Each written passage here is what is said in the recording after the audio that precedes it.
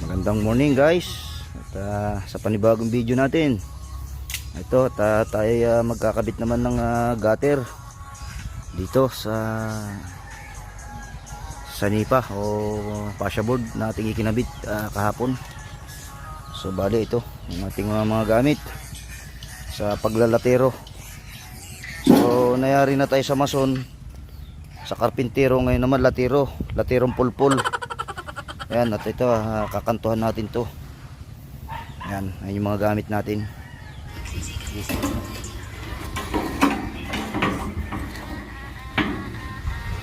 So dito naman bali ang ating gagawin is iiskolahin muna natin siya. Then kukuha tayo ng 1 inch. And then gagamitan natin siya ng 45.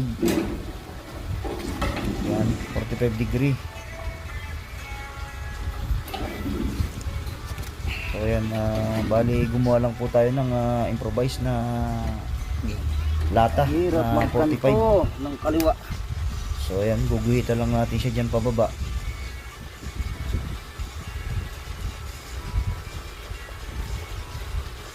And then iskwala naman. Naka 45.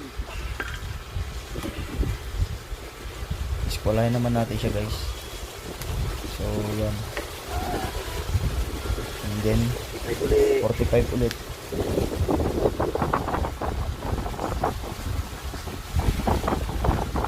And then yung iskwala niya. So ganun lang guys, salitan lang siya. Yan. And then guguhit ulit tayo pababa doon sa ilalim, yung pinaka flooring niya. Yan. Iskwala din siya.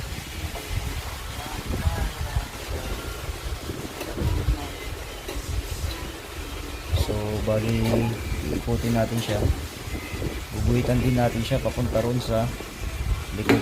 So bali naka-eskwala din siya guys. Yan.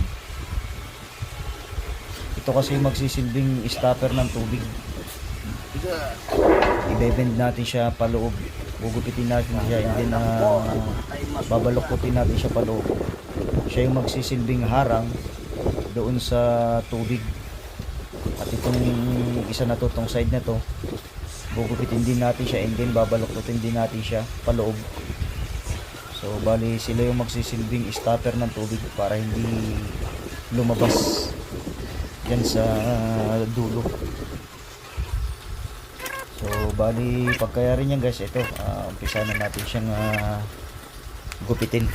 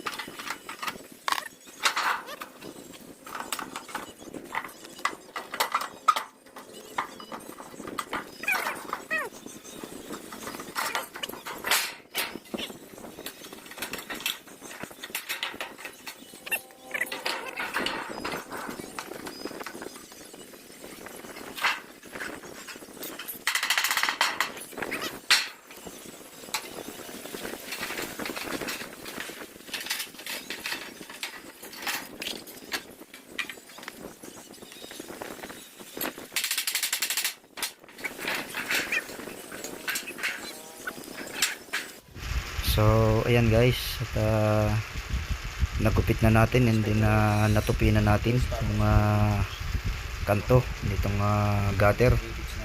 So bali pag natapos natin ito, i-rebit natin yan.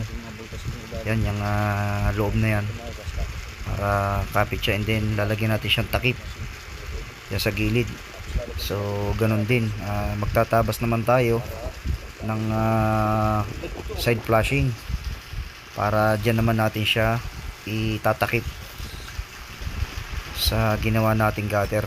So bali yung side flashing, yun yung pinakatakip niya sa gilid para maganda siyang tignan. So talagang ang kabit ng gutter pagka solar type, gutter to side flashing. So ganyan, hindi po tayo mag-end gutter, hindi tayo magtatakip dyan. So bali ang itatakip natin dyan, side flashing, para maganda siyang tignan. So ayan.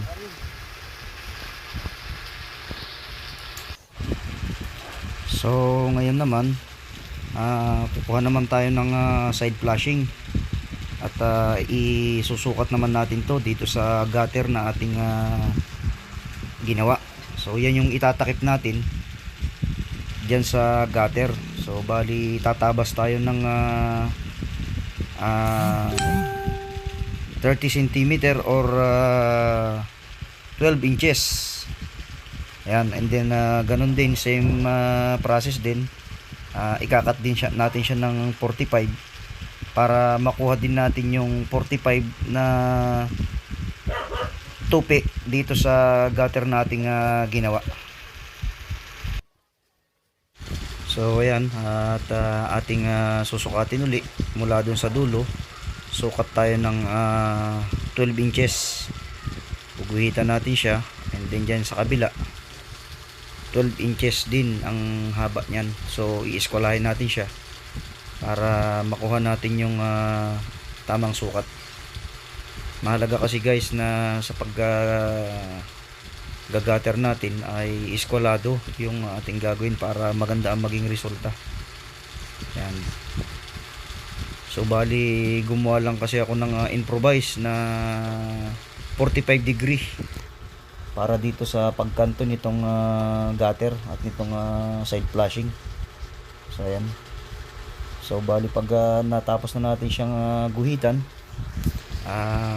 gugupitin naman natin siya. So ayan.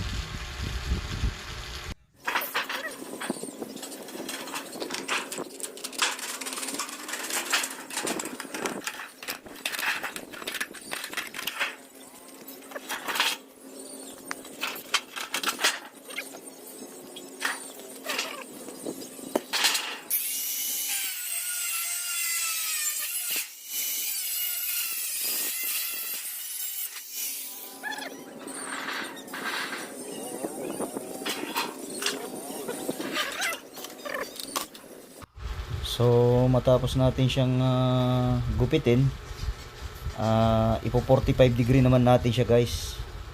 Guguhitan uli natin siya dyan ng 45. Yan. Tapos i-eskwalahin natin siya pababa. So bali mag-i-space lang tayo ng 1 inch para sa ating pagre-rebetan. Yan.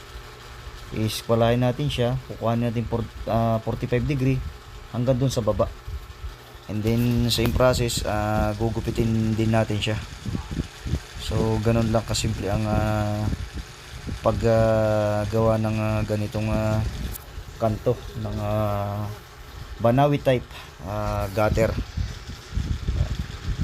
So medyo sa paggugupit, medyo dahan-dahan lang kasi sobrang talas guys nitong yero. Hindi natin may iwasan na hindi tayo masusugatan pagka tayo nagmadali. So ayan. So matapos natin siyang kuhitan, so atin naman siyang gugupitin.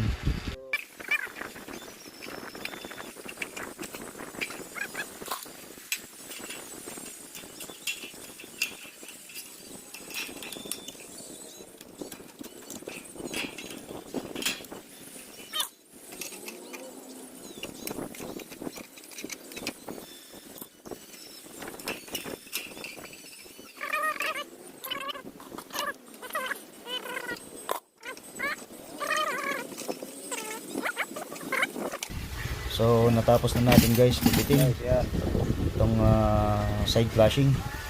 So atin naman siyang itatambal na dito sa gutter na ating sinukat para ito ay ating i-rivet. So ayan. So bali i-rivet, gagamit tayo ng barena. So yan. So dapat dahan-dahan lang sa pag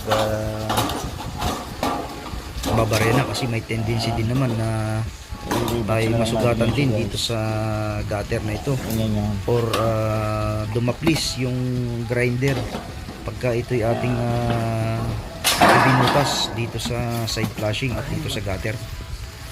So ayan guys. So guys, ito na at atin nang nai-revit itong gutter. So bali ang tawag dyan is gutter to side flashing. So bali itong nakaharap sa atin na maiksi na ito yung tinatawag na side flashing. Sa tagiliran siya. So bali wala siyang gutter kundi takip lamang siya doon sa sanipa. So yan naman pong gutter, bali dyan naman po nakapatong yung yero para dyan naman po bababa yung tubig. So ayan, ganyan po siya. So eto na siya yung ating mga natapos.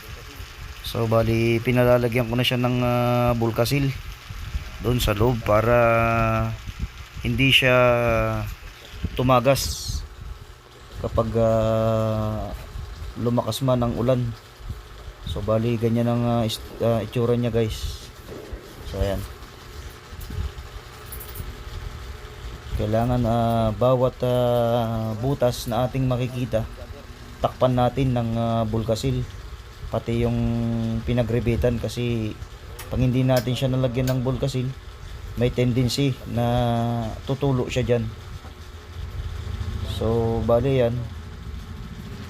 So bali nakagawa na kami ng 4 na piraso na gutter to side flashing. So bali ang isusunod naman natin dyan, gagawa tayo ng downspout, yung butas naman na labasan niya ng tubig na bidos ang bilog. So bali yun yung butas na lalabasan ng tubig pababa naman na sa tubo. So ganyan yan siya. So ayan at natapos na nilang lagyan ng bulkasil. So ang isusunod naman natin ay gagawa naman tayo ng downspout para doon sa labasan niya ng tubig.